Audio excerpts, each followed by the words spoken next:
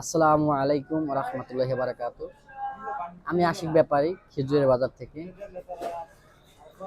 আজকে কথা বলবো আমার সেই যারা নতুন উদ্যোক্তা তাদের নিয়ে, যারা সামনে মাহে রমজান উপলক্ষে খেজুর ব্যবসা করতে চান। তারা কিন্তু এখনই সবচেয়ে সঠিক সময় খেজুর ব্যবসা নামা।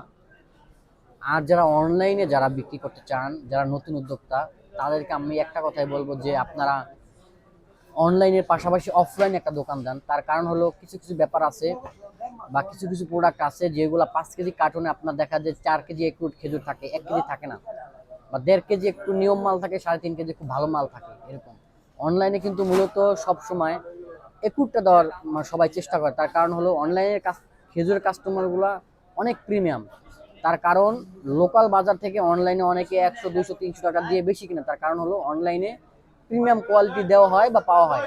এই জন্য যারা অনলাইনে ব্যবসা করতে চান যে আমি অনলাইনে ব্যবসা করব, আমি তাদেরকে বা সেই উদ্যোক্তাদেরকে একটা কথাই বলবো যে অনলাইনে প্ল্যাটফর্মে ঢোকার আগে আগে অফলাইনে দোকান দিন। তার কারণ হলো অনলাইনে যে সমস্ত মাল আপনি ইম্পোর্টার থেকে নেবেন বা আমাদের থেকে নেবেন বা আমাদের আড়তদার থেকে নেবেন, সে মালের ভিতরে হয়তোবা ছোট বড় থাকতে পারে।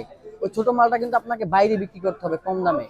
তো অফলাইনে দোকান যদি আপনি না করেন বা না দেন, তাহলে কিন্তু আপনার জন্য একটা চ্যালেঞ্জিং হয়ে যাবে। ভালো থাকবেন সবাই। আসসালামু আলাইকুম রহমতুল্লাহি ওয়া বারাকাতুহু।